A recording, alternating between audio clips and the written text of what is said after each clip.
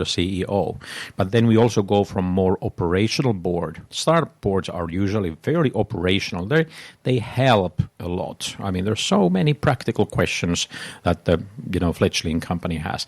But then you go more to like a value-adding board, and then you go to strategic board where you actually leave the operational issues behind and you more.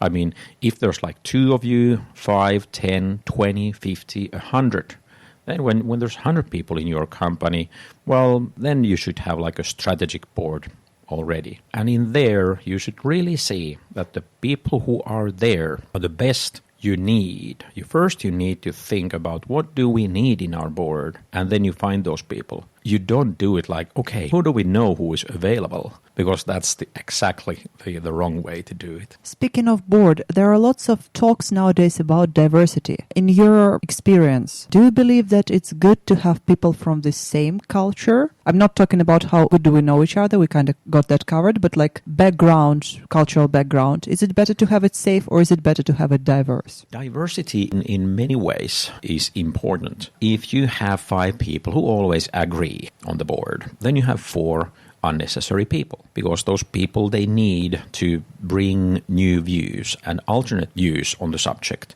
Diversity of, education, background, experience, age, gender, nationality, whatever. So there's even studies about, these homogeneous versus diverse boards. Diverse boards bring more value and success for the company. The companies with diverse boards are more successful. But then again, you shouldn't, you mustn't force it. If your company needs this kind of expertise, then, if you need expertise A, B, and C, then you may stick to that. You don't need to force, D and E in there if you really don't need it. Also, I am not a proponent of, gender diversity if it's forced, so that you must have like minimum of 30 of each gender, or you must have other nationalities. First of all, if your company is a small company in Tampere, much better logistically to have everybody from this region, because you need to meet.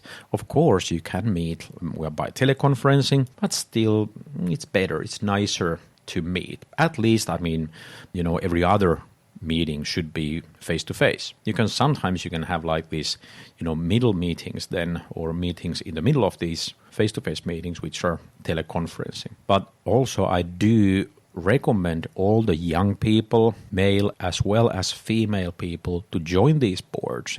Now, a semi-commercial thing, I am not getting anything from this, certified board member course, but it's definitely a good place to go if you put yourself a board or if you join a board, because it tells you the basics. It's an investment in the direction that you know what you can do and what you should not do, because there are all kinds of, responsibilities there as well. Since you mentioned the course, and since we agreed that it's not a commercial, could you please specify where I can find the information about the course online and who are eligible, if there are any requirements? Yeah, unfortunately, I think it's only done in Finnish. You can find the information at hhj.fi, so it's hyväksytty hallituksen jäsen in Finnish.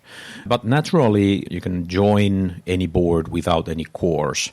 But of course, you should be aware of, the basic stuff in there. Maybe the point here is that the boards, they do need diversity. It was like every incorporated, every osakeyhtiö, OY, in Finland, by law, has a board. And not all of those boards are, perfect. Most of them are far from perfect. And there's lots of room there for people like you who are listening to me there today, because they need new kinds of thinking.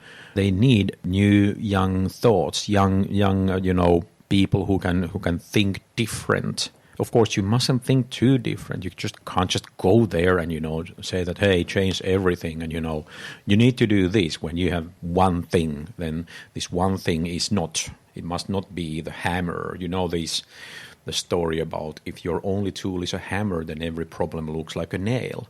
But that means that you also will then, with your hammer, you will learn from these other people about other tools. You will learn much about business, not only that business of that company, but many other companies too. So it's very, very, very inspiring and educational for you too. And this may have to do with, young people who are just learning, but also with, seasoned professionals who are professional in something. They can go on a board of a different kind of company, and they both contribute and they learn. So I really do recommend you all to, think about both joining a board as well as building a board for your own company when the time is right. Do you remember how many boards have you been member of in your life? Can't tell like that, but yes, I do have my CV, which is very long. Currently, I serve on 6 boards. On 5 of them, I'm the chairman, which is too much. Work of the chairman is, I'd say, 2 to 3 times the effort of a regular member, because you do need to prepare the meetings and communicate with the CEO a whole lot. I'd say 3 to 4 times rather. But anyway, these boards are actually pretty diverse. So I'm not a specialist of any other subject as such, rather than I'm a specialist of board work itself, corporate governance, as well as startups. So I'm sort of a startup board guy, I suppose. Also, I'm a member of board in Finnish Information Security Cluster, which is an association of cyber companies. So that's another way you can contribute. You can join board of a voluntary organization or something like that. Right. I cannot say that I ran out of questions, but probably will be quite over time if I continue. That was a very interesting talk. Thank you very much, Tommi, for having time for this interview. And I hope our listeners also got some thought-provoking information. Thanks. And we can continue on any subject then later. Thanks.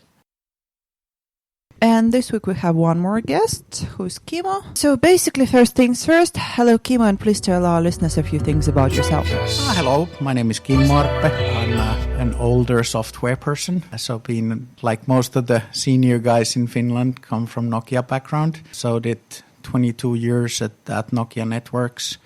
From junior test engineer role to managing serious businesses, and out of the 22 years I lived abroad about 15 years. So more than half of the career was really taking the software products to the markets and working with the customers. And then I checked your LinkedIn, and then it says that from Nokia you started working on startups. Yes. And in your experience, what's the biggest difference between working in a corporation and working in like a startup? Well, I think the corporation, there's a lot of boxes that people work within the box, and they have quite strict responsibilities and roles and responsibilities.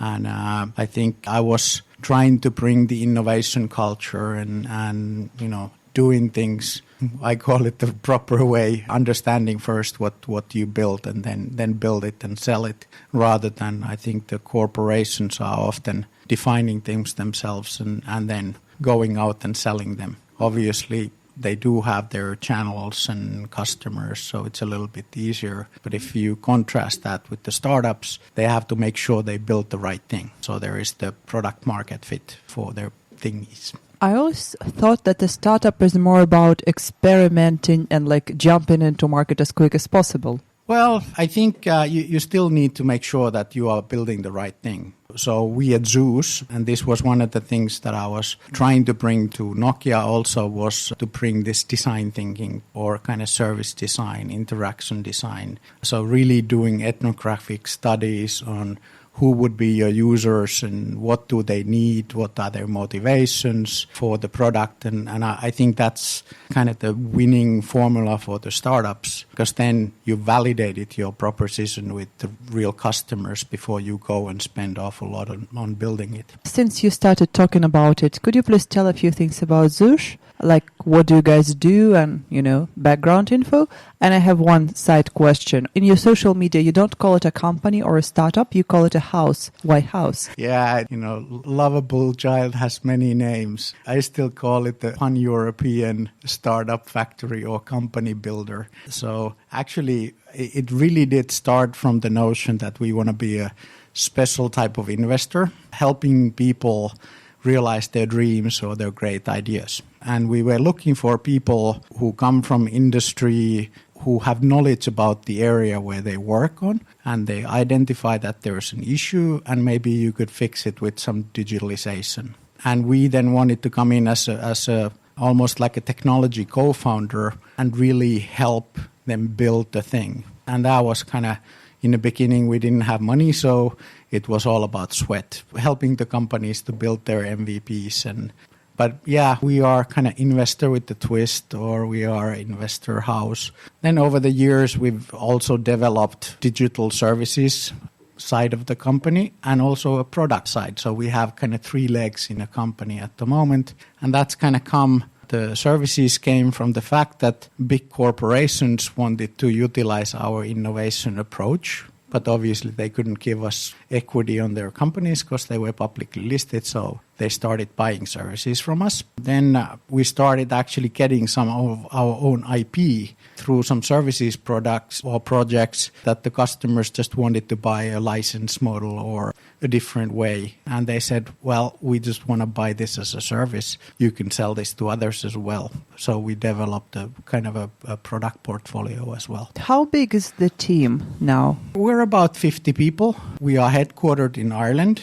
In Ireland, we have a little short of 10 people. Then our R&D is in Budapest, where we have 30-ish people at the moment. And then we are now ramping up Finland. So we really started last year coming to Finland in a bigger way. And we will have our first technical team starting in summer. So we'll have 6 people here in Tampere, or actually 5 in Tampere and 1 in Helsinki in August, and continuing to grow. Or at least that's the plan. Right. Since you're starting in Finland, are you hiring? Yes, we are. Okay, then we take this as advertisement. Yes. So if you want to come and work for a very innovative small innovative international company, so you get kind of the good perks of an international company in a small family type of a company, I think Zoosh is a great place. So you have Irish part, you have Finnish part, you have Budapest, which is Hungary. Hungary, yes. Right? And you have United States, as far as I know. Yeah, obviously, I mean, Ireland has a very direct link to the east coast of US because of the whole Irish-American link. Yeah. So there's 40 million Irish Americans. So there is a very tight-knit linkage between the Ireland and the US. So of course, US being the biggest market there is, helping our portfolio companies to get foothold in America is something that is also seen very valuable. But I basically wanted to ask why, Irish US is kind of logical, but then there is Hungary and Finland. And to me, this is it seems very diverse combination. You know what I mean? But it does. Are there differences in the market? Well, the marketplaces are definitely different. I mean, in terms of digitalization and startup scene, the markets are very different. I mean, Finland is clearly the most advanced, mostly engineering driven. I think the fact that Nokia was big here and there's been so many people being laid off and starting their own companies, but it's very technology heavy startup scene here. Also, I think in terms of big companies are much more advanced in terms of their technology roadmaps and digitalization than, for example, in Hungary. So it also helps us to, when you see something on one market, you can leverage or immediately kind of verify that is this applicable on other markets where we are. But to your question about the diverse 3 markets, there is a very personal thing behind. So the 3 founders, myself from Finland, Mervin from Ireland, and Balázs from Hungary, we used to work together at Nokia. That was kind of a natural becoming international from day one, even when we were kind of a startup of ourselves. Okay, that's Nokia connecting people. I have nothing else to say on that. Someone recently joked on my podcast that he was sent out of Finland and had to start his own business outside because he didn't make it to Nokia and people just don't want him there. How do you generally estimate the situation of Finnish startup market nowadays? Like I said, I think it's very technology heavy. I think, and I go all the time, I work with universities here in Tampere and actually also in Jyväskylä, where I'm originally from. Try to keep on top of what's happening on research programs and what could be the upcoming things. But it is most of the startups here technology heavy. Somebody's really developing an app, developing a technology, developing. So for us, it's not maybe as easy market to find those people who are more of a domain experts, more the